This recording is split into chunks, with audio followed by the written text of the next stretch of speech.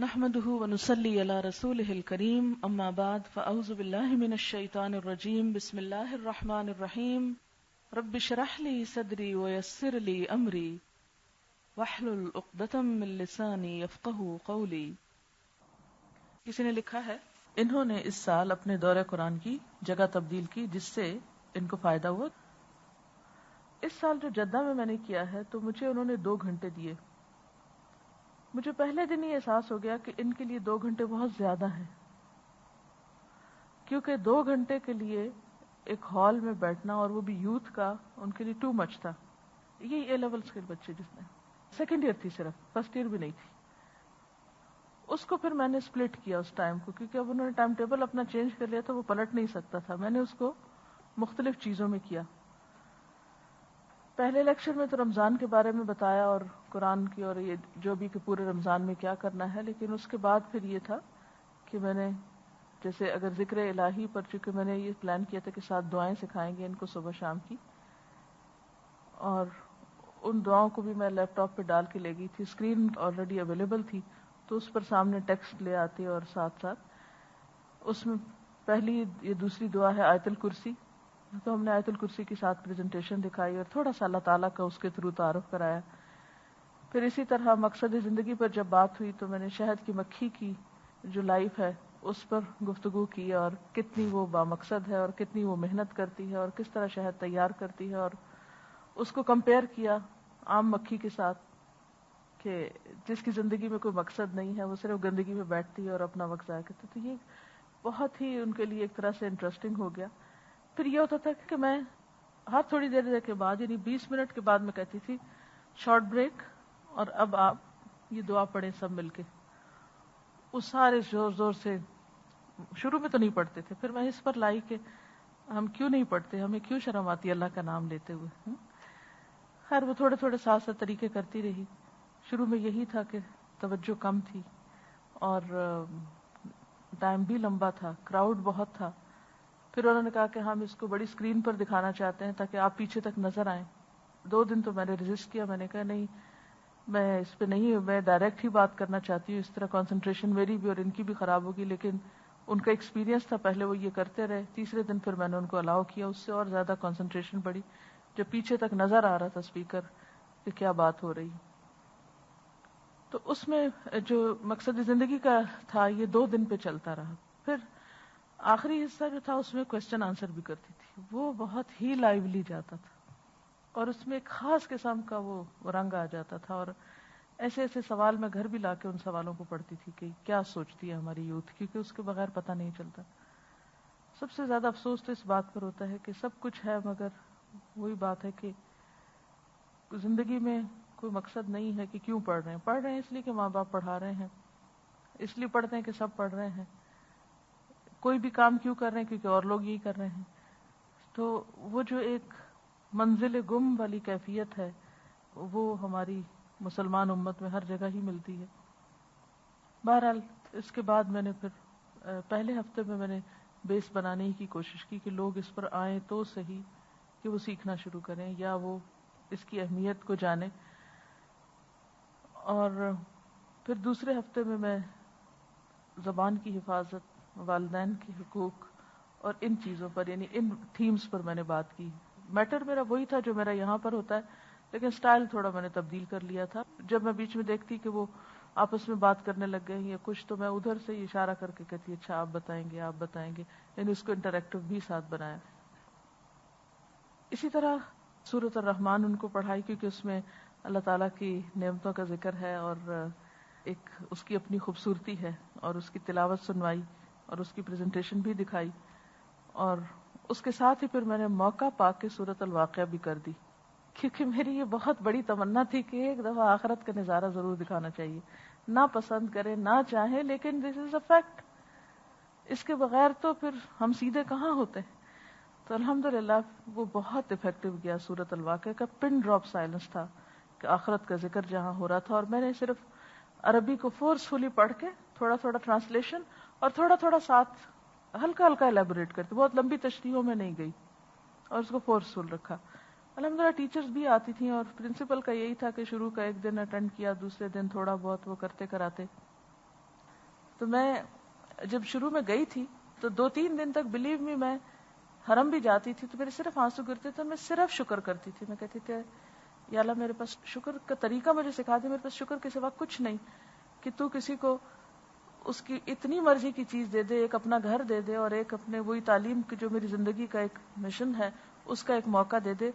میری یہ کیفیت کبھی زندگی میں نہیں ہوئی کہ میں اتنی زیادہ خوش ہوں کہ شکر ہی شکر، چلتے پھرتے شکر شکر شکر شکر. اور اس کے ساتھ یہ ہوا کہ بند نہیں ہوا سلسلہ، ساتھ ہی خواتین کا جو کچھ دن باقی تھے اور آخری عشرہ تو میں نے ویسے ہی بچا کے رکھا ہوا تھا اپنی عبادت کے لیے. اس میں پھر انڈین ایک گروپ تھا، مدراس اور بمبے کے اور کچھ علاقوں کے لوگ آئے ہوئے تھے، بہت پڑھے لکھے لوگ تھے. ان لوگوں کو بہت شوق تھا کہ وہ سیکھیں، تو پھر ڈیلی ان کے ساتھ کلاس ہوتی رہی اور الحمدللہ وہ بھی بہت اچھا گیا سیشن. آخری دن تک تدریس کا سلسلہ بند نہیں ہوا، صرف یہ کہ موڈ چینج ہو گیا. میرا ارادہ اعتکاف کرنے کا تھا لیکن وہ نہیں ہو سکا تو میں نے سمجھا کہ شاید لوگوں کو بھی میری زیادہ ضرورت ہے. میں نے ایک واقعہ پڑھا تھا کہیں، ایک عالم دین کو کسی نے مکہ سے خط لکھا کہ میں بہت خوش نصیب ہوں، یہاں پر اللہ کے گھر کا قرب ہے، نمازیں ہیں، امن ہے، سکون ہے، ہمیں کسی چیز کی کوئی فکر نہیں. تو انہوں نے جواب میں ان کو خط لکھا کہ دیکھو اللہ نے رزق تقسیم کر رکھے ہیں، میرے حصے میں تعلیم کا کام آیا ہے، تمہارے حصے میں عبادت کا آیا ہے. تمہیں اللہ نے یہ چانس دیا کہ تم یہاں بیٹھ کے اللہ کو یاد کرو، اور میرے حصے میں یہ آیا کہ میں لوگوں کو سکھایا کروں. اصل چیز تو اللہ کے قریب پہنچنا ہے نا. کوئی اس رستے سے پہنچے گا، کوئی اس سے پہنچے گا، کوئی اس سے پہنچے گا. اور یہ ایک حقیقت ہے، ہم میں سے ہر شخص کو اللہ نے ایک مختلف صلاحیت کے ساتھ پیدا کیا ہے. آپ اپنے اندر اس خاص صلاحیت کو پہچاننے کی کوشش کیا کریں. آپ بات اچھی طرح کر سکتے ہیں کسی سے، یعنی آپ کمیونیکیٹ کرنا جانتے ہیں، آپ لکھ اچھی طرح سکتے ہیں، آپ بیماروں کی عیادت اچھی طرح کر سکتے ہیں، ان کی مدد خدمت اچھی طرح کر سکتے ہیں. آپ کو اللہ نے بہت مال دیا ہے، آپ دائیں بائیں آگے پیچھے چھپا کے دکھا کے دن کو رات کو، جیسے قرآن میں آتا ہے، آپ اس طریقے سے اللہ کے قریب پہنچ سکتے ہیں. تو آپ دیکھیں گے کہ اللہ تعالیٰ نے اس دنیا میں یہ جو رزق کی تقسیم، کسی کو زیادہ دیا، کسی کو کم دیا، کسی کو ذہانت زیادہ دے دی، کسی کو کم دے دی، کسی کو علم زیادہ دے دیا، کسی کو کم دے دیا، تو یہ اس کی اپنی تقسیم ہے. اب ہمیں یہ دیکھنا چاہیے کہ ہمیں اللہ نے کہاں رکھا ہے نا، اور یہ اس کی تقدیر ہے، اس میں ہمیں راضی ہونا ہے. اس ملی ہوئی نعمت یا رزق کو بیسٹ طریقے سے استعمال کرنا ہے. یعنی رزق سے مراد صرف کھانے پینے کی چیز نہیں، ہماری وہ صلاحیتیں بھی ہیں جو اللہ نے ہم کو، ذہانتیں بھی ہیں جو اللہ نے ہم کو دی ہیں، یا اپرچونٹیز یا مواقع جو کچھ بھی ہیں، کہ اس کو ہم کس طرح بہترین سے بہترین راہ پہ لگا کے اللہ کے قریب ہو سکتے ہیں. اگر ایک عورت کتے کو پانی پلا کے اللہ کے قریب ہو سکتی ہے تو کوئی دوسرا کسی اور طریقے سے ہو سکتا ہے. تو اس واقعے سے میرے دل پہ بڑا گہرا اثر ہوا. میں نے کہا کچھ لوگوں کو اللہ نے چنا ہے اپنے گھر کے اعتکاف کے لیے، مجھے چنا ہے تعلیم کے لیے، کہ میں جتنا بھی بھاگنے کی کوشش کرتی ہوں لوگوں سے، جتنا بھی چھپتی ہوں، اتنی پکڑی جاتی ہوں. اب انہوں نے جب کہا کہ آپ سکھائیں تو میں نے کہا چلیں ٹھیک ہے میں سکھاتی ہوں. اب میں نے کیا کیا، ٹارگٹ مقرر کیے، میرے پاس صرف اتنے دن ہیں، یہ لوگ انڈیا سے آئے ہیں، دوبارہ نہیں مجھے ملیں گے، شاید میں ان تک دوبارہ نہ جا سکوں، مجھے کیا کیا کیا کرنا چاہیے، ان چند دنوں میں انہیں کس رستے پہ لگاؤں. ایک تو یہ میں جاؤں ٹائم پاس کروں، الحمدللہ کوئی بھی قرآن پاک کی صورت کھولوں گی، کہیں سے بھی پڑھاؤں گی، اللہ نے اب اتنی توفیق دی ہے کہ کچھ نہ کچھ گزارا کر لوں. ایک تو یہ ہو سکتا ہے. ایک یہ ہے کہ مجھے ان کو کسی راہ پہ لگانا ہے، یہ نہیں کہ یہ چند دن یہاں عمرے کریں، طواف کریں، نمازیں پڑھیں، درس سنیں، اور جب واپس جائیں تو اپنی دنیا میں کھو جائیں. یہ نہیں کرنے دینا ان کو. عام طور پہ ایسے ہوتا ہے نا، عمرے سے واپس آتے چند دن تو بڑا اثر رہتا ہے، پھر اس کے بعد واپس اپنی اصل جگہ. اچھا تو پھر کیا کرنا چاہیے؟ میں نے یہ دیکھا کہ میرے پاس اس وقت ہے کیا. الحمدللہ میرے پاس جو یہاں پر چھوٹے چھوٹے لیفلیٹس چھپے ہیں، نماز با جماعت، جمعۃ المبارک کا دن، رمضان المبارک، اور اسی طرح کے کچھ اور، عمرہ کا چھوٹا جو پیمفلیٹ تھا وہ، دعاؤں کی شفا، استخارہ، یہ وہ آلموسٹ الہدا ایک نظر میں سب کچھ موجود تھا اللہ کے فضل سے. میں نے بلکہ اپنے کمرے میں ہی ڈریسنگ ٹیبل پہ چھوٹا سا اسٹال لگایا ہوا تھا. کوئی مجھ سے آتا تھا ملنے تو میں کہتی تھی کچھ پسند کریں, بیچنے کے لیے نہیں لگایا تھا, ویسے ہی میں کہتی تھی اس میں سے اب کوئی مہمان آتا ہے, روزہ ہے, کھانے کو کیا پیش کر سکتے ہیں آپ, ہاں, تو میں کہتی تھی آپ کچھ پسند کریں, کچھ آپ لینا چاہیں لے جائیں.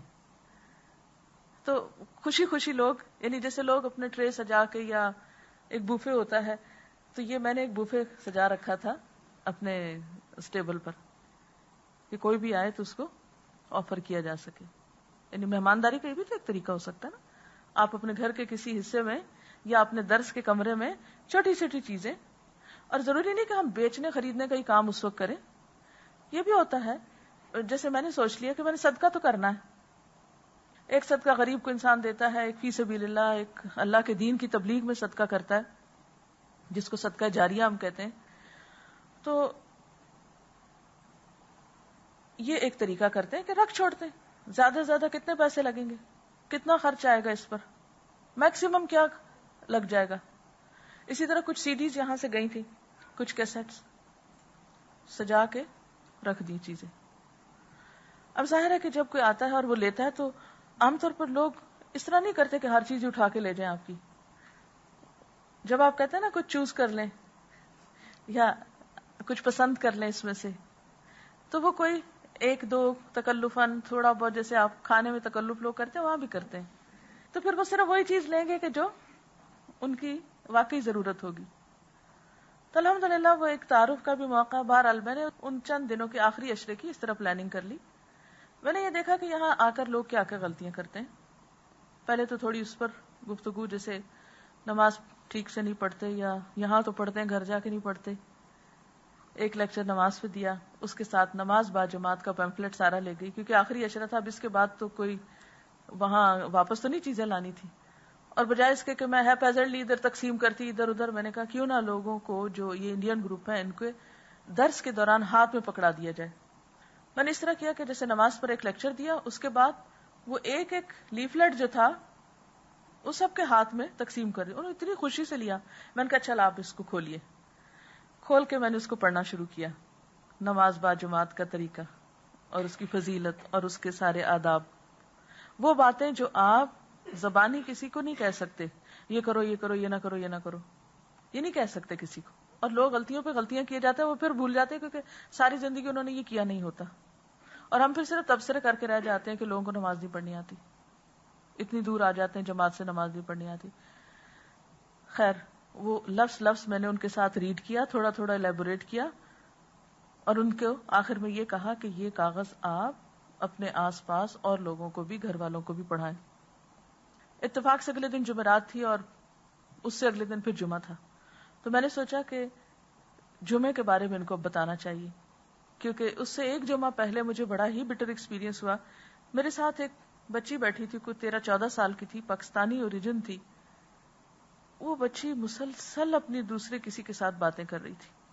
اب آپ کو یہ تو معلوم ہے خطبے کی حالت میں آپ کسی کو اگر یہ کہتے ہیں چپ کرو تو یہ بھی لغو بات ہے, اس کی بھی اجازت نہیں. اب کیا ہے, میں اسے اشارہ کروں پلیز چپ ہو جاؤ, کبھی کہوں دیکھو خطبہ ہو رہا ہے, کبھی کچھ, لیکن اس کے اوپر کوئی بات اثر نہیں کی.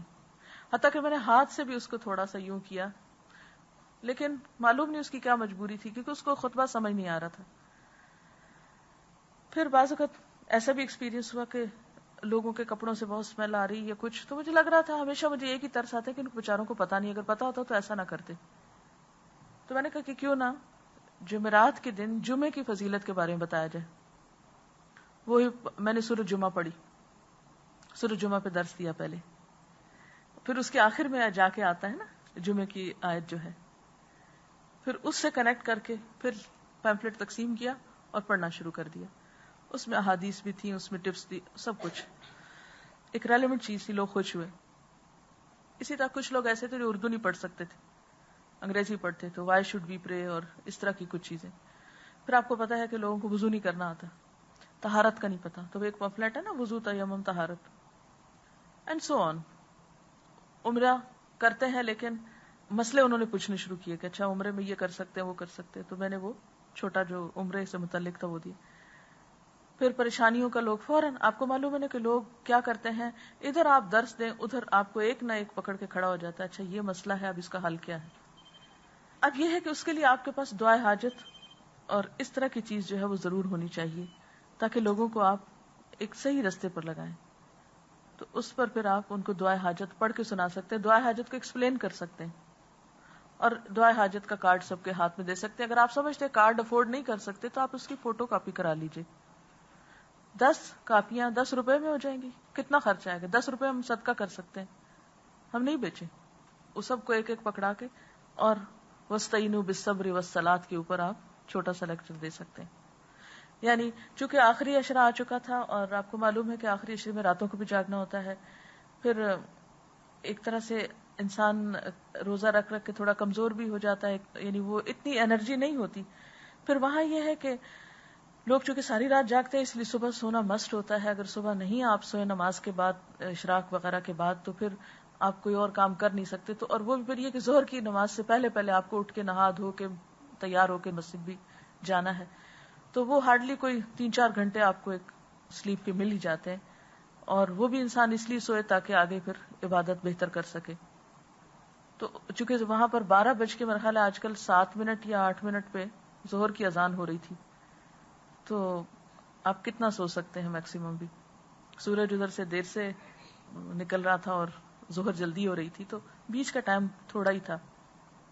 تو ظہر کی نماز کے بعد درس شروع ہوتا تھا. ظہر کے فوراً بعد ایک پروگرام آتا تھا قرآن پاک کی تفسیر کا جو میں سن رہی تھی، بلکہ ظہر کی نماز کے بس بالکل ہی قریب قریب، تو وہ نہیں میں مس کرتی تھی. وہ دن میں 2 دفعہ ریپیٹ ہوتا، کوشش کرتی 2 دفعہ سن لو نہیں تو 1 دفعہ. تو پورے قرآن پاک کی شروع سے آخر تک صرف 30واں پارہ میرا رہ گیا کیونکہ اس دن عید ہو گئی اور اگلے دن ہماری فلائٹ تھی تو وہ رہ گیا، ابھی تک نہیں مل سکا مجھے.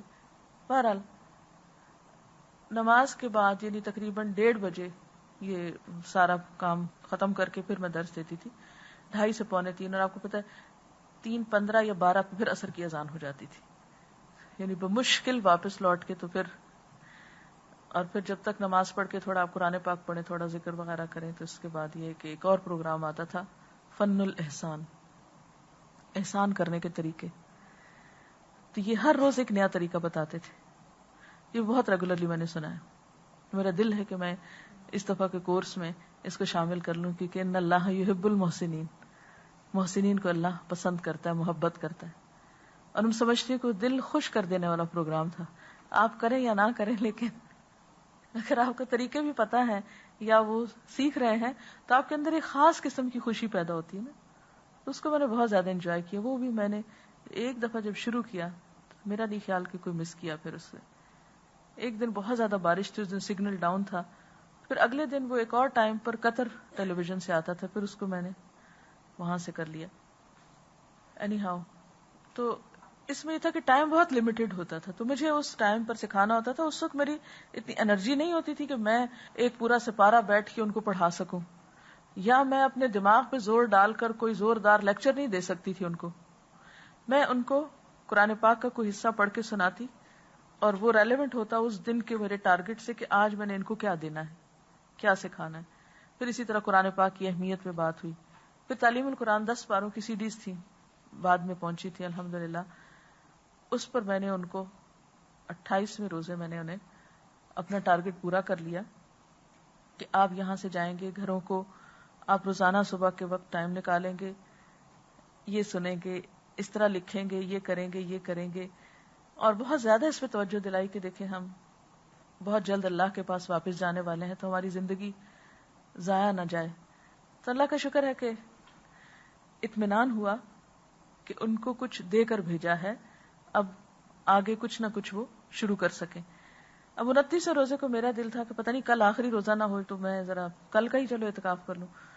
انہوں نے مان کے ہی نہ دیا کہ یہ نہیں ہو سکتا، آپ آدھے گھنٹے کے لیے آ جائیں. پھر مجھے آیا کہ صبح تو سونا ہے تھوڑا، پھر اس کے بعد پڑھنا پڑھانا ہے، پھر اس کے بعد چلو تھوڑا ٹائم دے ہی دیتی ہوں. اس میں پھر میں نے قو انفسکم واہلیکم نارا، کل تک تو اپنے لیے تھا کہ خود پڑھو، اور پھر آخری لیکچر بھرپور طریقے سے اس بات پر تھا کہ اپنے گھر والوں کی بھی فکر کرو اپنے بچوں کی بھی فکر کرو، اپنے ہمسایوں کی، آس پاس کے لوگوں کی، اور ایون جو نان مسلمز آپ کے آس پاس رہتے ہیں ان کو بھی دین کی طرف بلاؤ. تو الحمدللہ اس طرح ایک ٹارگٹ سامنے رکھ کے ایک پلاننگ کے ساتھ چند دنوں میں، چند گھنٹوں میں ایک مفید چیز اللہ تعالیٰ نے سکھائی. تو آپ سے بھی میں یہی کہوں گی کہ اپنے رمضان کے بعد چاہے آپ ویکلی کلاس لیں، چاہے آپ ڈیلی کلاس لیں، کوئی بھی آپ کے سامنے جو ٹارگٹ ہے اس کو پلان کریں کہ آپ نے کیا دینا ہے، کیا سکھانا ہے، کیا ہونا چاہیے. ابھی تک آپ کیا سکھا چکے، کیا نہیں سکھایا.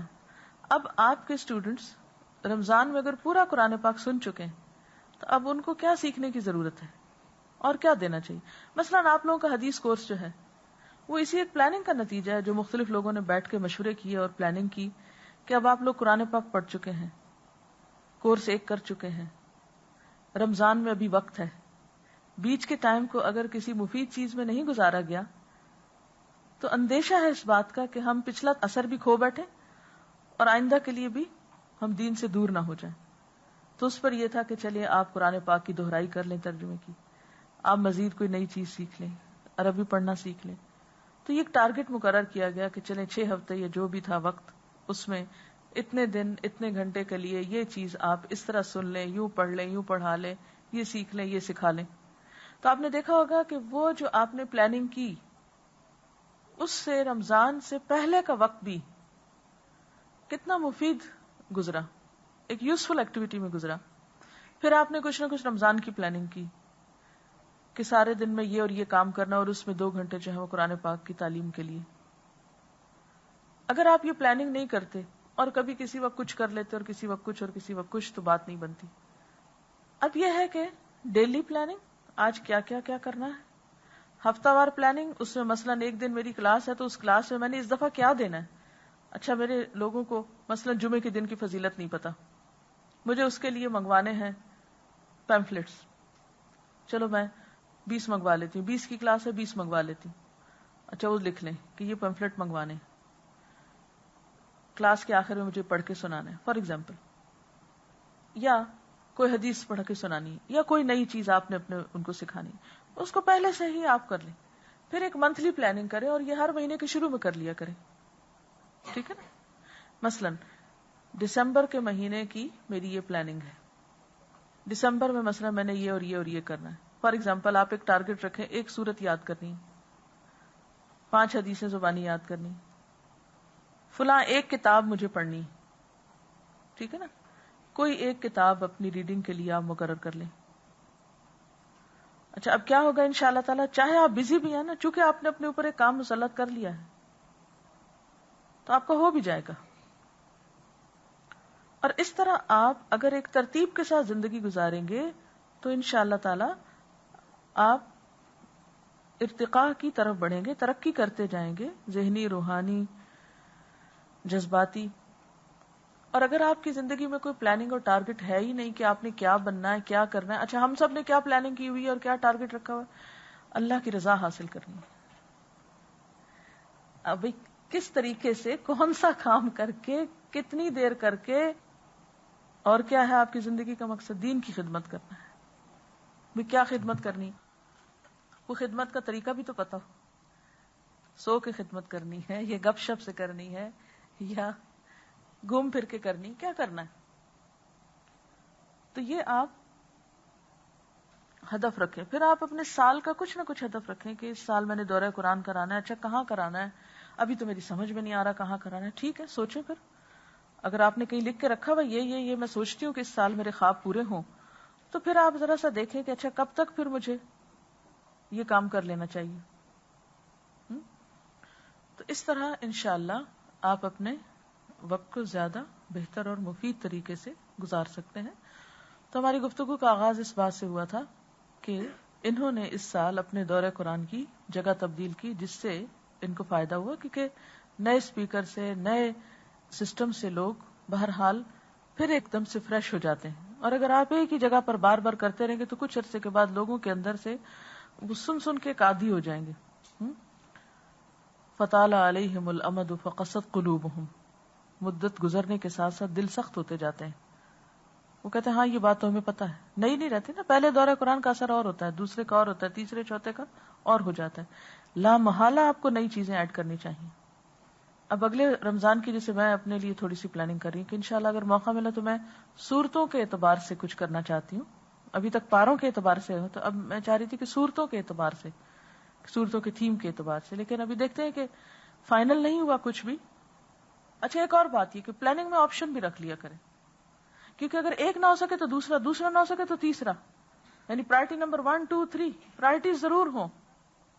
ایسا نہ ہو کہ ہم ایک حتمی آخری فائنل چیز بنا لیں اور وہ نہ ہو تو مایوسی کے گڑھے میں جا گریں. ٹھیک ہے نا، 1 2 3 یعنی 1 1 2 2 3 3 4 1 2 3 4 یہ آپشنز ہیں میرے پاس. اگر یہ ہو گیا یعنی پہلے تو نمبر 1 کے لیے کوشش کریں، لیکن اگر آپ دیکھیں کہ اسباب نہیں جڑ رہے اس کے لیے تو 2 کے لیے، یا عین سال کے بیچ میں، مثلا سال کے بیچ میں کوئی نئی راہ آپ کے سامنے آ گئی تو اس موقع پر پھر اس کا جائزہ لے کر اس کو بھی اپنے اس میں شامل کر لیں. ٹھیک ہے نا. اور کوئی کچھ کہنا چاہے آپ میں سے؟ جی آپ. جی ہاں.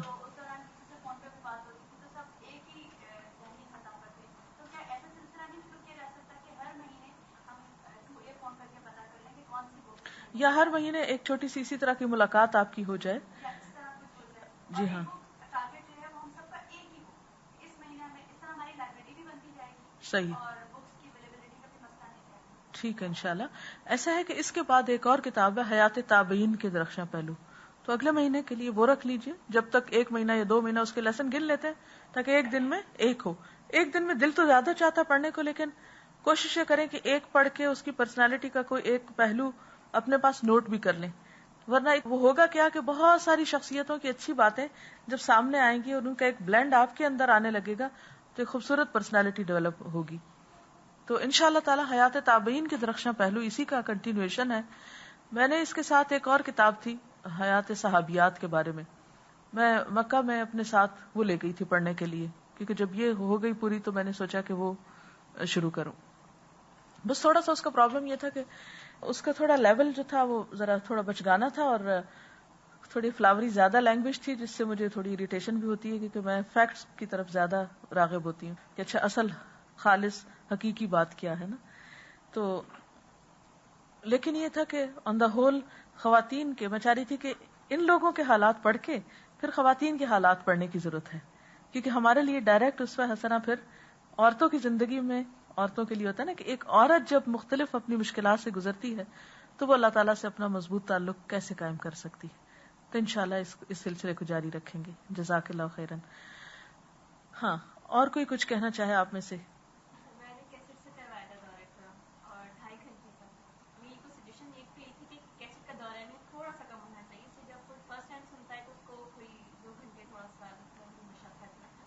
اس میں آپ یہ کر سکتے ہیں نا کہ 1 گھنٹہ آدھا گھنٹہ سنا کے جب کیسٹ بدلنے کی باری ہے، اگر کوئی بہت تیز بات نہ چل رہی ہو تو اس موقع پر کوئی حدیث کی کتاب اپنے پاس رکھ لیں یا کوئی تلاوت، یا یہ کہ ان سے پوچھ لیں تھوڑا سا 5 منٹ کا ٹارگٹ رکھ کے یا 3 منٹ کا کہ اچھا اس میں سے اس حصے میں سے آپ نے کیا سنا. تھوڑی سی جب گفتگو کر لیں گے ان کا بھی خون تیز ہو جائے گا. کیوں؟ جب آپ سے کوئی مثلا میں آپ سے کچھ پوچھوں گی تو سب سے پہلے کیا ہوگا؟ آپ کا دل اتنا دھڑکنا شروع کر دے گا، دوران خون اتنا تیز ہوگا کہ آپ پورے کے پورے فریش ہو جائیں گے. ٹھیک ہے. تو انشاءاللہ تعالیٰ اس طرح بیچ میں کبھی بھی کیسٹ یکساں 2 گھنٹے نہیں لگائیں. نیور. ہمیشہ آدھے گھنٹے کے بعد بریک کریں. اگر آدھے میں ممکن نہ ہو تو 1 گھنٹے کے بعد تو ہر صورت. کیونکہ آپ کو پتا ہے جب میں لائیو بھی پڑھا رہی ہوتی ہوں تو اس میں بھی میں بریک کرتی ہوں تھوڑی سی، تاکہ آڈینس جو ہے وہ تھوڑا سا ریلیکس ہو جائیں. ذرا سی کمر سیدھی کر لیں، کیونکہ بعض اوقات آپ قرآن میں اتنے کھو جاتے ہیں کہ آپ اپنی جگہ سے ہلتے بھی نہیں ہیں. تو وہ بہت ضروری ہوتا ہے مزید ابزارب کرنے کے لیے. اور اس کا بہترین طریقہ یہ ہے کہ آپ ان سے ضرور پوچھیں کہ انہوں نے کیا سیکھا ہے، کیا سنا ہے، کیونکہ بعض اوقات کہا کچھ جاتا ہے اور وہ کچھ اور سمجھے ہوئے ہوتے ہیں، تو اس کی اصلاح بھی ضروری ہوتی ہے. ٹھیک ہے.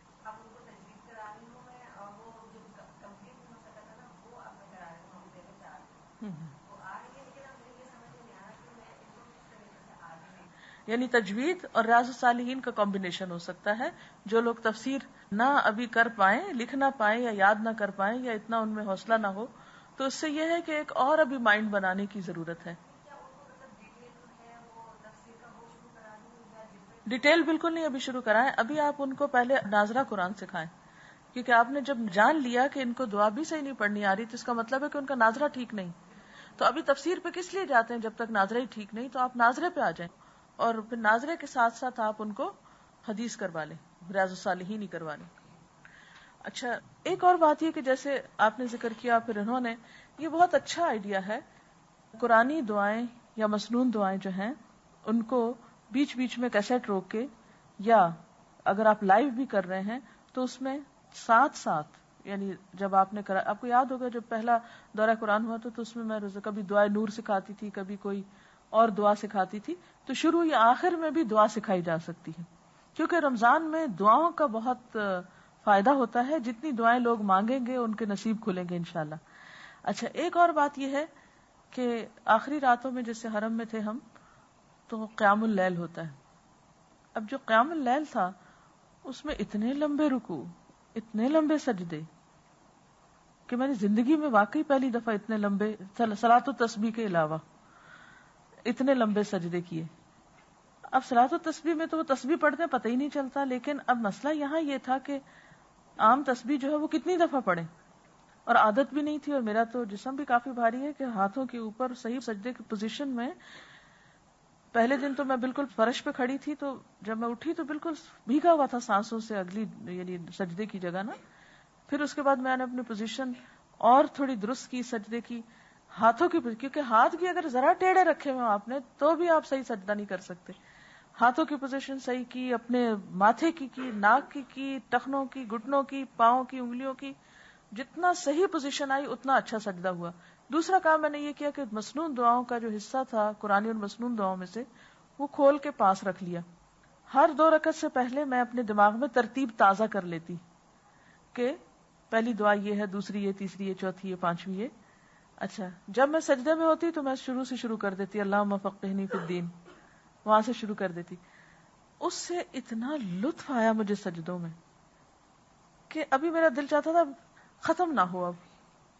اور ایک دم اللہ اکبر ہوتی تھی، میں کہتی اوہو میری تو بھی یہ دعا بھی رہتی تھی. کچھ دعائیں مانگنے میں ایسا مزہ آیا کہ 2 3 دفعہ بھی دل چاہتا تھا وہ چیز مانگے اللہ سے نا، کیونکہ انسان سب سے زیادہ قریب اللہ کے سجدے میں ہوتا ہے. تو اس وقت اگر انسان، آپ صلی اللہ علیہ وسلم نے حکم بھی دیا ہے کہ تم پھر دعا میں کثرت کرو، ہاں زیادہ دعا مانگو. تو آپ لوگ بھی جن کو دعائیں یاد ہیں وہ اپنی تہجد میں اب بھی یہ کر سکتے ہیں، اور جن کو یاد نہیں ہے یا جو آپ کے آگے رمضان کے اسٹوڈنٹس ہیں جیسے آپ جائیں گی انشاءاللہ، تو قرآنی اور مسنون دعاؤں کی ایک کتاب جو ہے وہ اپنی طرف سے ایک طرح سے ہدیہ کر دیں، یعنی ایک طرح سے صدقہ ہو جائے گا آپ کا. وہ جتنی مانگیں گی ان کی مانگی ہوئی آپ کو بھی لگتی جائیں گی انشاءاللہ، کیونکہ وہ آپ سبب بنے گی نا. کیونکہ دیکھیں مہینے میں ہمیں ٹارگٹ رکھنا چاہیے، مہینے میں اتنا صدقہ تو کرنا ہے فی سبیل اللہ، اتنا غریب کو کھانا کھلانا ہے، اتنا مثلا ایک غریب کو کھانا کھلانا. اسلام آباد والوں کا فون آیا تو میں نے ان کو ایک ٹارگٹ دیا، میں نے کہا سارے اسٹوڈنٹس کو، جتنے کورسز ہیں سب اسٹوڈنٹس کو، کوئی غریب ہے کہ امیر ہے، سب کو کہیں رمضان میں ایک وقت کا کھانا سب کھلائیں، کسی کو بھی کھلائیں، مگر ایک وقت کا انٹینشنلی رمضان کے ثواب کی نیت سے.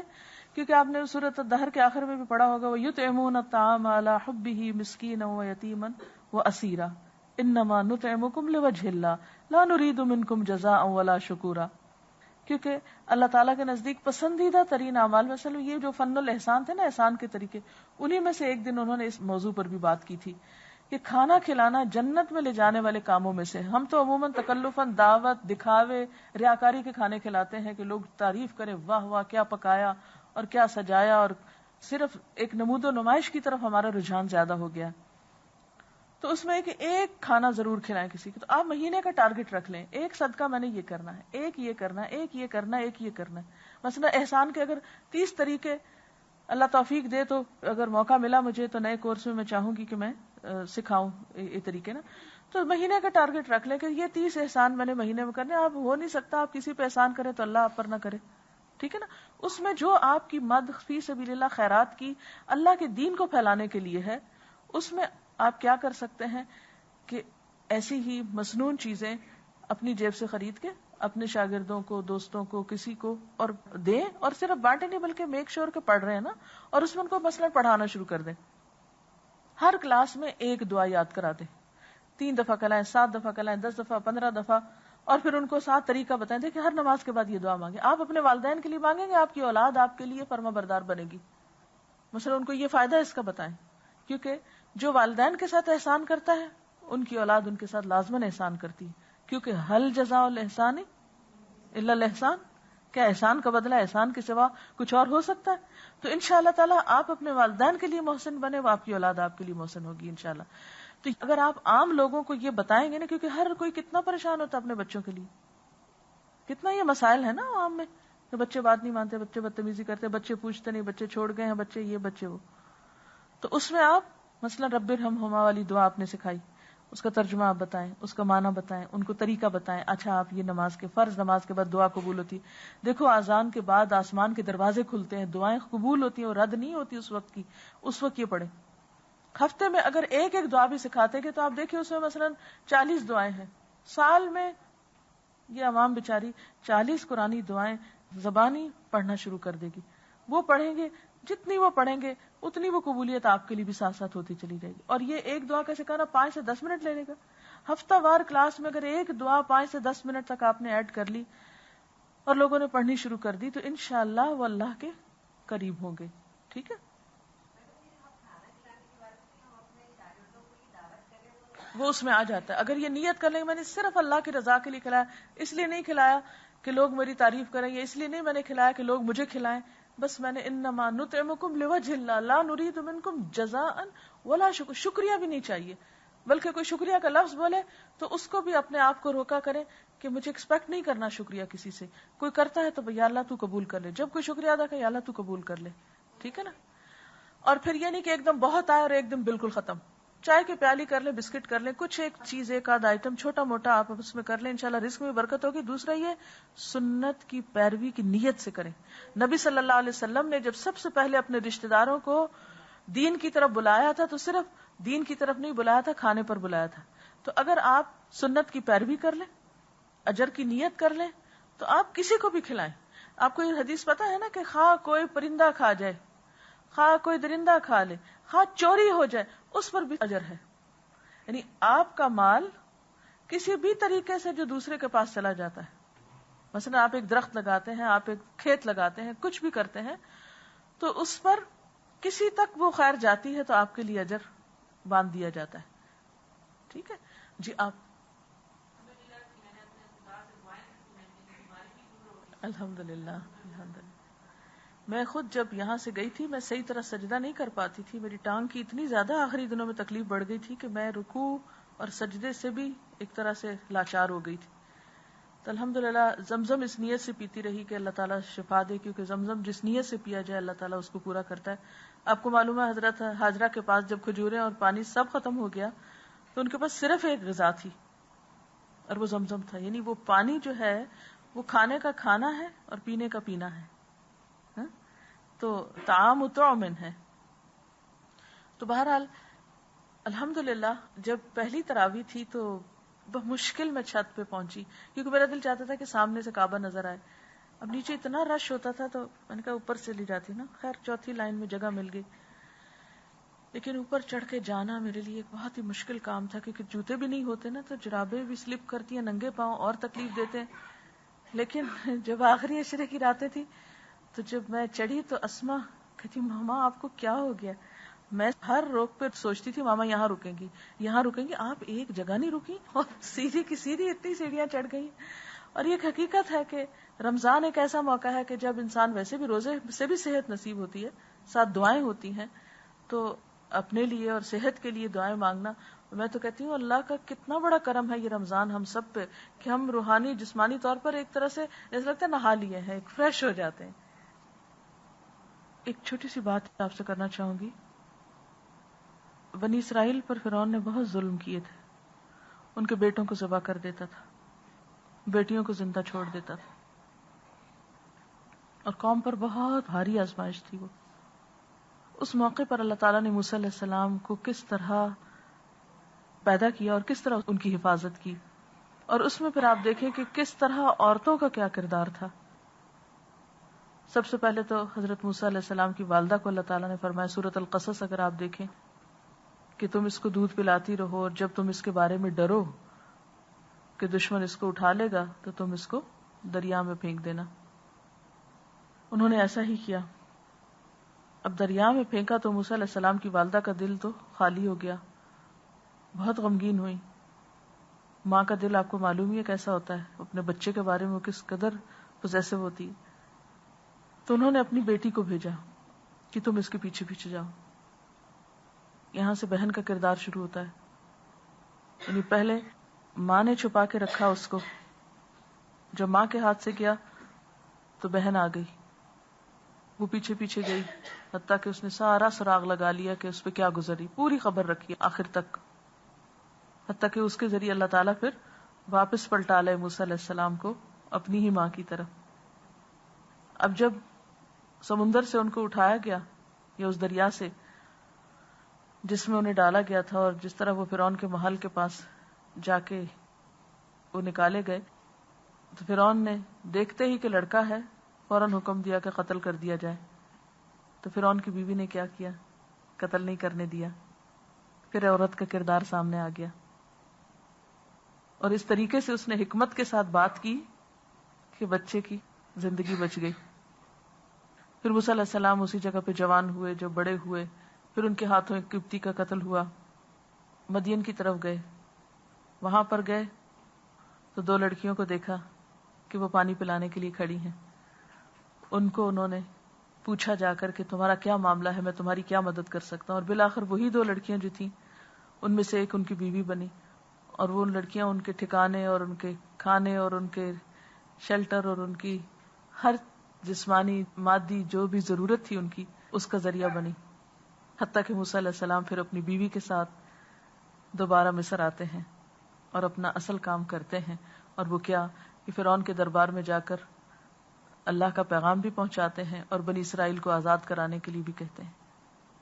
اور بالآخر پھر وہ وَاصْطَنَعْتُكَ لِنَفْسِي, جب ان کو راستے میں وہ اللہ تعالی ہم کلام ہوتے ہیں اور کہاں کہاں سے گزار کر اپنے کام کا بناتے ہیں, اور پھر وہ وقت آتا ہے کہ بنی اسرائیل کو وہ آزاد کرا کے لے جاتے ہیں. اب آپ دیکھیں کہ اس وقت بنی اسرائیل پہ جو فتنے کا دور تھا, اور آپ نے وہ پریزنٹیشن دیکھی تھی کیسے کیسے بھاری کام کراتا تھا فرعون ان سے, کتنے ظلم ڈھاتا تھا ان پر, دور دور تک کوئی روشنی کی کرن نظر نہیں آتی تھی کہ اس قوم کو کبھی اس ذلت سے نجات ملے گی. کس طرح اللہ تعالیٰ موسیٰ علیہ السلام کو تیار کرتے ہیں اور وہ بنی اسرائیل کو آزاد کرا لیتے ہیں. تو اس دور میں یہ ایک حقیقت ہے کہ ہر طرف سے مسلمان ایک یلغار میں ہیں. ایسے میں آپ خواتین کا کردار, دین کی خدمت, قرآن کی خدمت, اس قرآن کو آگے نسلوں تک پہنچانا. اگر باہر کے مدارس بند ہو جاتے ہیں خدا نہ خواستہ, تو بنی اسرائیل کو اللہ نے کیا حکم دیا تھا جو فرعون نے ان کی عبادت گاہیں بند کر دی تھی؟ گھروں کو مدرسے بنا لو, گھروں میں بیٹھ جائیں, نہیں بنائے بڑے بڑے بلڈنگز, نہیں بنائے بڑے بڑے ادارے, نہیں کریں بڑے بڑے کام. ہمیں تو زندگی کے آخری لمحے تک کام کرنا ہے. ہم نے تو یہ ارادے کیے ہوئے کہ اپنی جان بھی اسی راستے میں دینی ہے انشاءاللہ تعالی.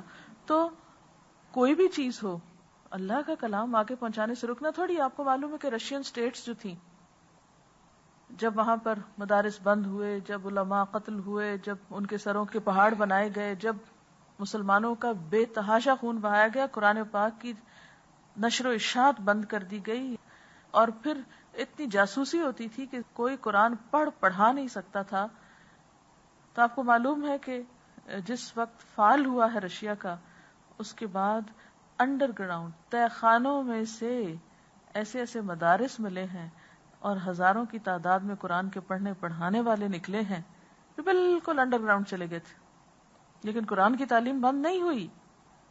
اس کتاب کی حفاظت کا ذمہ اللہ نے لیا ہوا ہے. میں اور آپ خدمت نہیں کریں گے, کوئی اور کرے گا. یہ عین ہماری سعادت ہے کہ ہمیں اتنے آزادی کے ساتھ یہ کام کرنے کا موقع ملا ہوا ہے. اس نعمت کی قدر کرنی چاہیے, اس وقت کی قدر کرنی چاہیے, اس پر شکر ادا کرنا چاہیے. اور اس کے لیے سب سے بڑی بات ہے کہ آپس کے اختلافات کو ختم کرنا چاہیے. سب دینی جماعتوں کو ایک دوسرے کی رسیاں مت کھینچے, ایک دوسرے کے ساتھ مت ٹکرائیں, کیونکہ دشمنوں میں کچھ نہیں, کوئی اور کچھ نہیں کر سکتا. اگر نقصان ہوا تو آپس کے ٹکراؤ سے ہوگا. ان نفرتوں کو ختم کریں. اور چھوٹی چھوٹی باتوں پہ ایک دوسرے سے ناراض ہو جانا, چھوٹی چھوٹی باتوں پہ بدگمان ہو جانا, چھوٹی چھوٹی باتوں پر ایک دوسرے سے ٹکرانا, یہ نقصان دے سکتا ہے, باہر سے کوئی نہیں دے سکتا. جتنی مرضی کوئی سازشیں کر لیں, اگر آپ کا ارادہ زندہ ہے, اگر آپ کا عزم جمع ہے, اگر آپ کی نیت سچی ہے, اس دین کو کوئی نقصان نہیں دے سکتا. لیکن اگر آپ کو دین سے زیادہ اپنی ذات عزیز ہے, اپنے مفادات عزیز ہیں, تو پھر اللہ تعالیٰ ان تتولوا یستبدل قوما غیرکم ثم لا یکونوا امثالکم. سب آپ پہ ڈیپینڈ کرتا ہے کہ آپ کیا چاہتے ہیں, آپ اللہ کے ساتھ کتنے سچے ہیں. ہاں, آپ کچھ کہنا چاہیں گے؟ جو کتابیں ہم نے کورس میں پڑھائی کی ہیں نا, جو باہر سے آتے ہیں نا, تو وہ لوگ کہتے ہیں ہمیں اچھی اچھی بکس, تو میں جو ہائی لائٹس کر کے دیتی ہوں نا, تو وہ ان کو ذرا اچھی لگتی ہیں. اب وہ آئی ہیں تو اب کیا میں ان کو دے دوں؟ دے دیں, کوئی بات نہیں. میں اپنی کتاب ساتھ لے گئی تھی, میں نے اپنے ہاتھ سے نوٹس بنائے ہوئے تھے, میں نے اپنے کچھ جذبات کا اس میں اظہار کیا ہوا تھا. اب یہ ہوا کہ جدہ میں ہماری ایک اسٹوڈنٹ تھی, اسلام آباد 3rd بیچ کی, وہ وہاں پر کلاسز لے رہی تھیں, اور کچھ میں نے اس کو نئے مشورے دیے. میں نے ان کو یہ مشورہ دیا کہ آپ یہ کتاب بھی شروع کرائیں. اب یہ کہ کتاب نہیں تھی. پھر مجھے خیال آیا کہ اچھا میں پاکستان سے بھیج دوں گی. پھر میں نے کہا میں تو بھول جاؤں گی, پتہ نہیں بھیج پاؤں یا نہ, چلو اپنی ہی دے دیتی ہوں. پھر بہت مشکل تھا اپنی کتاب دینا, کیونکہ اس سے میں نے یہاں پڑھایا بھی تھا, ڈیٹس بھی میری اوپر ڈلی ہوئی تھی, اور اپنے کچھ ساتھ جو دل میں آتی تھی باتیں وہ بھی لکھتی تھی. میں نے کہا لن تنالوا البر حتی تنفقوا مما تحبون. تو ہو سکتا ہے کہ وہ جب میرے ہاتھ کے لگے ہوئے نشان اور کچھ کمنٹس پڑھے تو اس کا ذہن اور کھلے, اس اینگل پر سوچنا شروع کرے. تو اس طرح آپ بھی اپنی جتنی بھی ہو چکی ہے یا ادھوری بھی ہے تو کوئی بات نہیں, آپ اس کو دے سکتے ہیں. جی, آپ کچھ کہنا چاہ رہے ہیں؟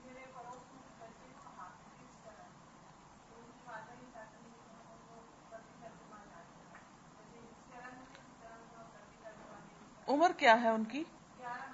ہاں, ہو سکتا ہے 30ویں پارے سے کر لیں پھر, یا سورت یاسین کر لیں, یا کچھ. شروع سے شروع نہیں کریں کیونکہ سورت البقرہ کے مسائل بچوں کو نہیں سمجھ میں آئیں گے. آخری پارے سے کر لیں.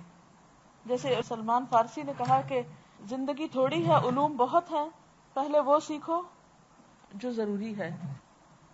بس یہ ہے کہ اگر آپ انہ من یتقی و یصبر, ٹھیک ہے, اس کام میں تقوی اور صبر بے حد ضروری ہے. جلدی نتائج نہ چاہیں کسی بھی چیز کے. فإن اللہ لا یضیع اجر المحسنین. آپ کو نہیں معلوم کہ آپ کی زندگی میں صبح ہی مکۃ المکرمہ کی تاریخ پڑھ رہی تھی. حضرت ابراہیم علیہ السلام نے کس خلوص, کس قربانی, کس نیت کے ساتھ اپنے بیٹے اور بیوی کو وہاں چھوڑا تھا. ربنا انی اسکنت من ذریتی بواد غیر ذی زرع عند بیتک المحرم ربنا لیقیموا الصلاۃ. اس لیے چھوڑا ہے کہ یہ تیری عبادت کریں نا, نماز قائم کریں. اور آپ کو معلوم ہے کہ حضرت ابراہیم خود تو وہاں نہیں رہے تھے, وہ تو واپس آ گئے تھے. حضرت ہاجرہ اور حضرت اسماعیل علیہ السلام وہاں تھے. زمزم کا کنواں نکلا اور اس کے بعد جرہم قبیلہ وہاں آ کر آباد ہوا. حضرت اسماعیل کے فوت ہونے کے بعد جرہم قبیلے نے مکہ پہ قبضہ کر لیا, آہستہ آہستہ دین میں بگاڑ پیدا کر دیا. نبی صلی اللہ علیہ وسلم کے زمانے تک وہ تبدیلی 2-3 بار ہوئی, کبھی ایک قبیلہ غالب آیا, کبھی دوسرا, کبھی بنو خزاعہ, کبھی کچھ اور, لیکن شرک کا سلسلہ نہیں ختم ہوا. ایک شخص جس نے اتنی قربانی کی, اپنے بیٹے کے گلے پہ چھری پھیرنے کے حکم کو بھی قبول کر لیا, اپنی بیوی اور بچے کو ایک ایسی جگہ چھوڑا جہاں پر کچھ بھی نہیں تھا. کبھی وہ ان 2500 سالوں میں اٹھ کر دیکھتا کہ یہ کیا ہو گیا, کہ لوگوں نے خود حضرت ابراہیم اور اسماعیل علیہ السلام کے بت بنا کے خانہ کعبہ کے اندر رکھ دیے تھے. وہ بتوں کو توڑ کر آگ سے نکل کر ہجرت کر کے یہاں آئے تھے اللہ کے حکم سے کہ یا اللہ یہ تیری عبادت کرے، میں نے اس لیے یہ گھر بنایا ہے. اور یہی دعائیں مانگتے دنیا سے گئے، رب اجعلنی مقیم الصلاۃ ومن ذریتی ربنا وتقبل دعا. ہاں، اور وہیں پر کئی سو نہیں ہزار سال بت پرستی ہوتی رہی. یہ کتنا تکلیف دہ مرحلہ ہوگا اگر ابراہیم علیہ السلام زندہ ہوتے اور یہ دیکھتے کہ اللہ یہ سب میں نے اس لیے کیا تھا، میں تو بت توڑ کے نکلا تھا، خالص تیرے نام پہ یہ گھر بسایا تھا اور یہاں پھر بت پرستی شروع ہو گئی. اس کے بعد آپ نے ایک دعا اور بھی مانگی تھی نا، یا اللہ ان میں ایک ایسا پیغمبر اٹھا جو ان کو تیری کتاب پڑھ کے سنائے، ان کا تزکیہ کرے، ان کو کتاب اور حکمت کی تعلیم دے. وہ دعا بھی قبول ہوئی نا. اور پھر اس کے بعد سے لے کر جب نبی صلی اللہ علیہ وسلم نے 8 ہجری میں مکہ فتح کیا ہے، آج تک وہ گھر. اور ابھی رمضان میں اگر آپ کو وہاں جانے کا اللہ موقع دے اور یہاں آپ دور سے بھی دیکھیں تو مجھے ایک بات کی بڑی خوشی ہوتی تھی، اللہ یہ سارے صرف تیرے لیے آئے نا، اسی لیے یہاں پر جھکے ہوئے ہیں، رکوع کر رہے ہیں، سجدے کر رہے ہیں، اتنی تکلیفیں اٹھا رہے ہیں. ہر سال حج ہوتا ہے، ٹھیک ہے جتنی مرضی خرابیاں ہوں لوگوں میں، لیکن آتے تو اللہ ہی کے لیے نا. پھر بھی اب وہ 250 سال کا عرصہ اور یہ 1400 سال توحید پر، کیا اللہ کے بندے کی قربانی ضائع گئی؟ نہیں. بعض اوقات ایسا ہوتا ہے کہ آپ کی اپنی زندگی میں آپ کی ایک کوشش رنگ نہیں لاتی، ہو سکتا ہے آپ کے مرنے کے بعد بھی کچھ عرصہ تک رنگ نہ لائے، لیکن ہو سکتا ہے کہ ایک وقت ایسا آئے کہ وہ زمین ہری بھری ہو جائے، کوئی ایک بندہ اٹھ جائے اس کو آباد کرنے کے لیے. اس لیے مایوس تو کسی قیمت پر نہیں ہونا، بس اخلاص اور پیدا کرنا ہے. کچھ بھی رکاوٹ آئے رکنا نہیں، بس کرتے جانا ہے. کیا معلوم آپ سمجھتی ہیں وہ عورتیں جن کو آپ چھوڑ آئی اور وہ اس وقت ان کے لیے پریشانی تھی، وقتی طور پہ ہو سکتا بھول جائیں، لیکن اگر ان کے دل کو کوئی بات لگ گئی ہے نا تو کسی اور وقت میں ضرور نکل آئے گی انشاءاللہ.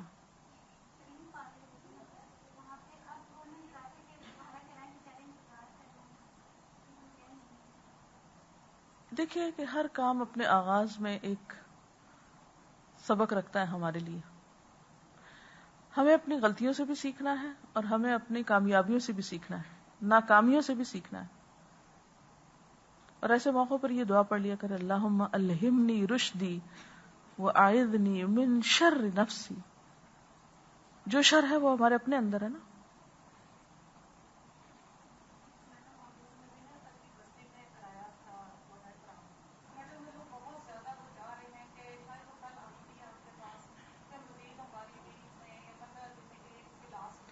نہیں، جہاں جہاں آپ نے دورہ قرآن کرایا وہاں ایک ریگولر کلاس ویکلی تو ضروری رکھیں. اگر آپ کسی وجہ سے وہاں خود نہیں جا سکتے تو کسی اور کا انتظام ان کے لیے کریں، لیکن ان کو اب یوں تنہا نہ چھوڑ دیں.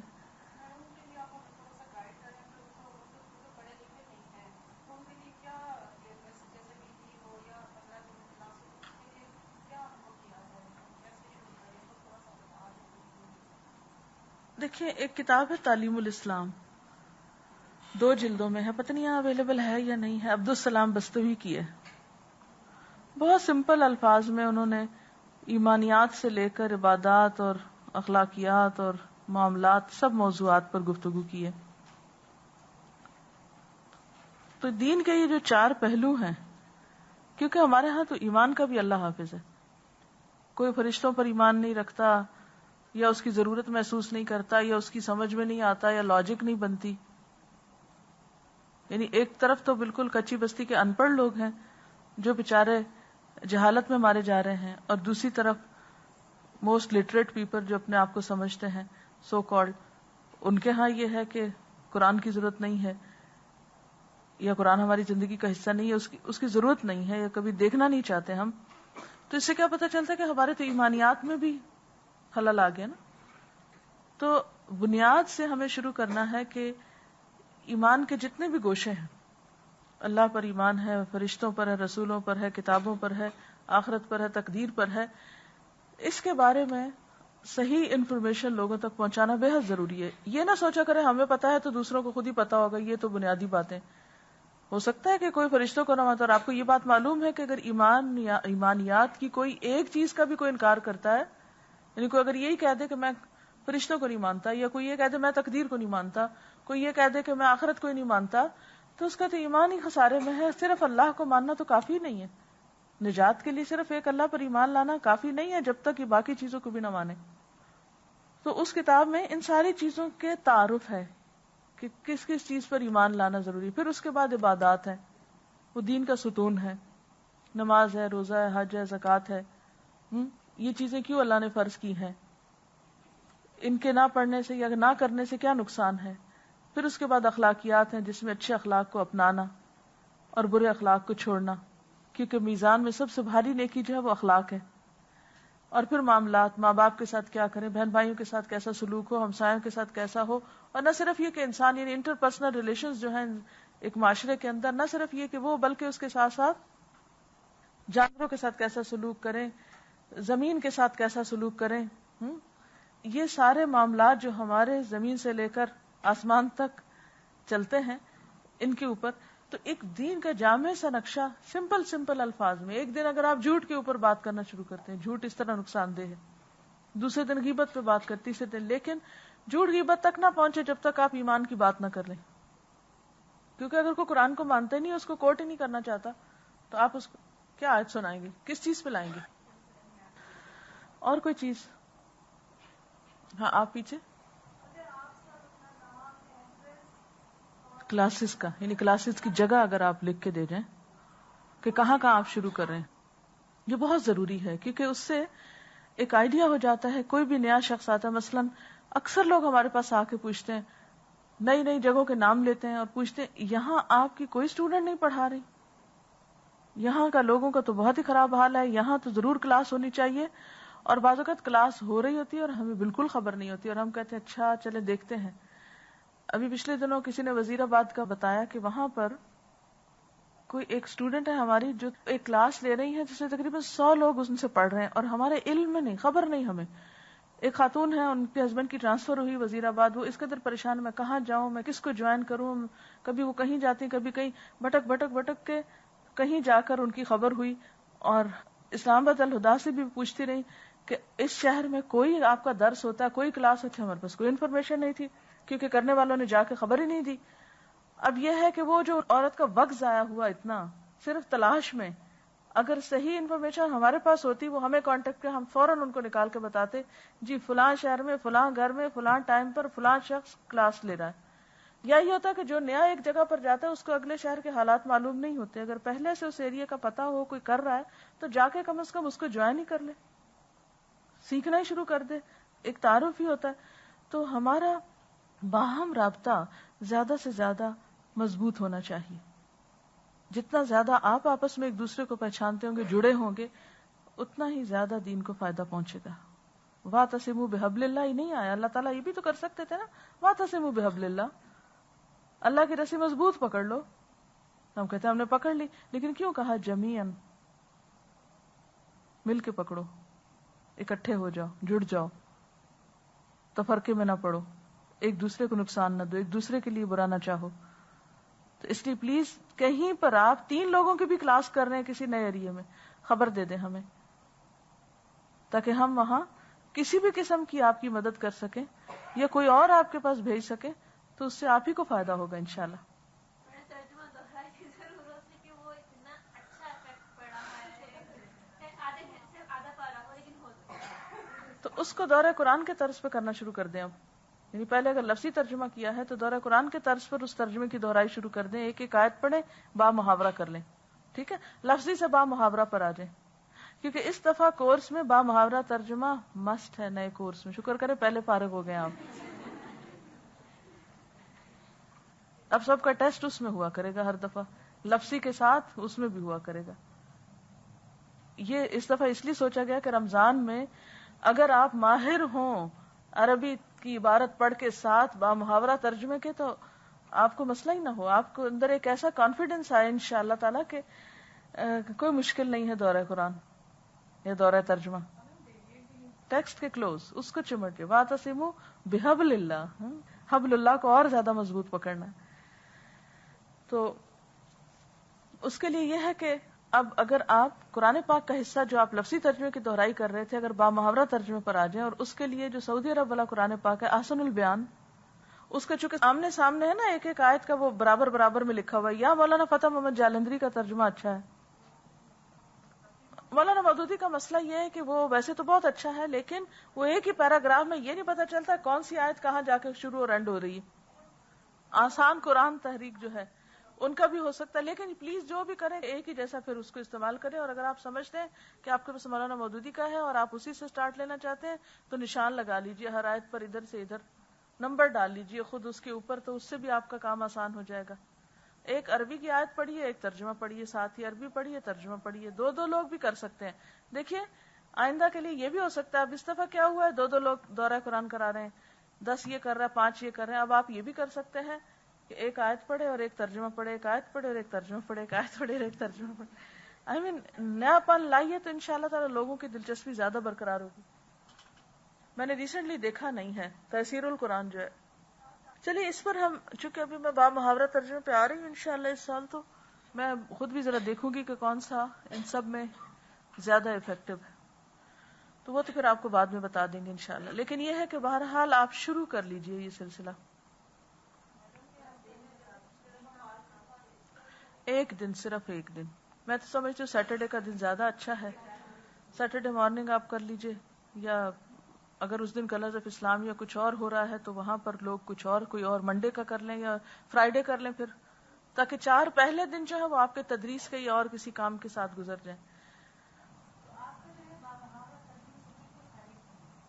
اس دفعہ ارادہ تو ہے انشاءاللہ، کیونکہ پچھلے سال اللہ کا شکر ہے کافی پاروں کا ترجمہ جو میں نے آپ لوگوں کو کرایا وہ لکھا بھی گیا تھا، یعنی اس کو تصحیح بھی کی تھی، اس کی مزید قریب اس کو کیا تھا ٹیکسٹ کے.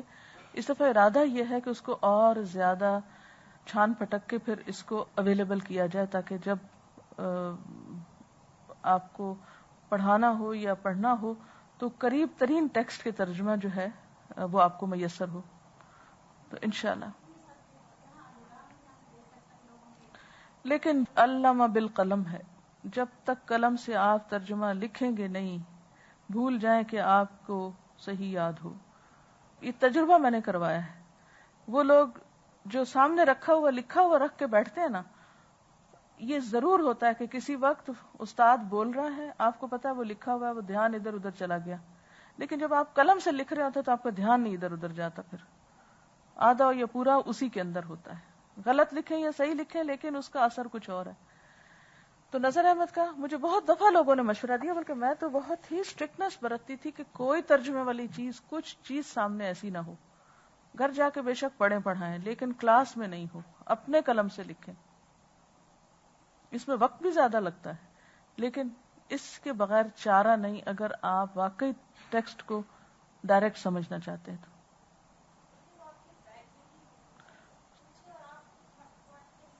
اچھا بعض اوقات ہم ڈر رہے ہوتے ہیں نا، ہماری کلاس میں اور کوئی نہ آئے، ہمیں شرم آتی ہے، ہمیں نہیں بتانا چاہتے، یا ہماری ریاکاری ہو جائے گی اگر ہم بتا دیں کسی کو کہ ہم کیا کر رہے ہیں. تو ریاکاری کو آپ خود کنٹرول کر لیں اور دوسروں کے لیے اچھا نمونہ بنے.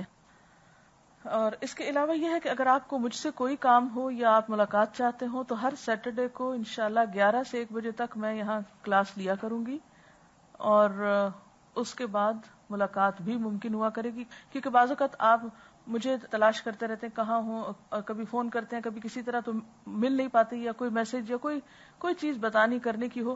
لیکن آبویسلی میرے کہیں ادھر ادھر باہر کے وزٹس ہوتے ہیں، اس دوران پھر یہ ہے کہ عربی کی کلاس ہوا کرے گی، ادریس صاحب لیا کریں گے انشاءاللہ، یا ٹریننگ سیشنز بھی اب انشاءاللہ ہم شروع کرنے والے ہیں، وہ بھی بیچ بیچ میں پلان کر کے مختلف چیزوں کے، مثلا یہ قرآن کی کلاس کیسے کریں، فلاں لیول پہ کس طرح پڑھائیں.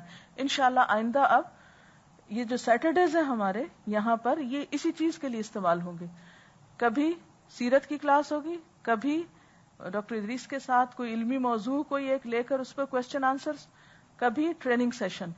یہ اسکیجول انشاءاللہ ہم بنا کر لگا دیا کریں گے، پھر آپ کو مین ریسیپشن سے انفارمیشن مل سکتی ہے. لیکن یہ ہے کہ مجھ سے ملاقات کا دن اب سیٹرڈے ہی ہوا کرے گا، کیونکہ ڈیلی روٹین میں معلوم نہیں کتنا وقت ملتا ہے کتنا نہیں، کیونکہ مجھے خود اب مزید بہت پڑھنے کی ضرورت پڑ گئی ہے، تو اس لیے میری اویلیبلٹی اور زیادہ محدود ہو جائے گی. تو سیٹرڈے کا دن میں نے عام رکھا ہے کھلا، کہیں جانے کے لیے یا کسی کے آنے کے لیے، یعنی ملاقات کا. ٹھیک ہے، یعنی حدیث کورس کا دن آپ فرائیڈے رکھ لیجئے. ٹھیک ہے، فرائیڈے رکھ لیجئے. اور سیٹرڈے کو اگر آپ میں سے کوئی اس کورس کے اندر آنا چاہے، ونس اے ویک جو کلاس یہاں جاری ہوگی، تو آپ then you can come here as well. ٹھیک ہے انشاءاللہ تعالی. یعنی یہ جو ایڈوانس کورس یہاں ہو رہا تھا وہ کنٹینیو ایک طرح سے کر رہا ہے، لیکن تھوڑا سا پیٹرن بدل دیا ہے، تھوڑی ڈیوریشن کم کر دی ہے، اور تھوڑا اس کے اندر بہت سی اور ورائٹی بھی لا رہے ہیں کہ ایک ہی چیز کنٹینیو نہیں کرے گی بلکہ مختلف چیزیں اس میں دی جائیں گی. تو اس کے لیے آپ اگر سیٹرڈے کو یہاں آنا چاہیں تو you are most welcome. Fridays کو حدیث کلاس کے علاوہ، اور باقی آپ دیکھ لیجیے جو بھی مناسب ہو.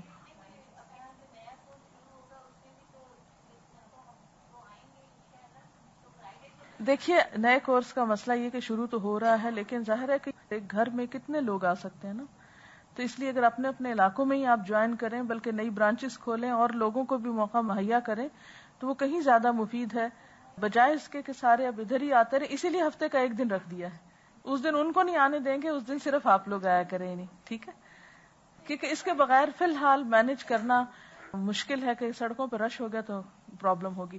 اب ہماری چونکہ ایک نئی میٹنگ ہے، اس لیے میں آپ لوگوں کو خداحافظ کہوں گی. آپ لوگ اگر مزید کوئی معلومات لینی ہے، کوئی سجیشنز دینی ہے، تو پلیز ڈونٹ ہیزیٹیٹ. اللہ آپ سب کو خوش رکھے. اور اگلی جب بھی میٹنگ کال ہو آپ کی، ہم کوشش کریں گے کہ اسی طرح 3 مہینے میں ایک دفعہ، 6 مہینے میں ایک دفعہ، 2 مہینے میں جب موقع ہو، جب کال ہو تو کٹھے ضرور ہوں. کٹھے ہونے میں بڑی برکت ہے، نئی چیزیں انسان سیکھتا ہے. ٹھیک ہے، اوکے. سبحانک اللہم و بحمدک، نشہد ان لا الہ الا انت، نستغفرک و نتوب الیک.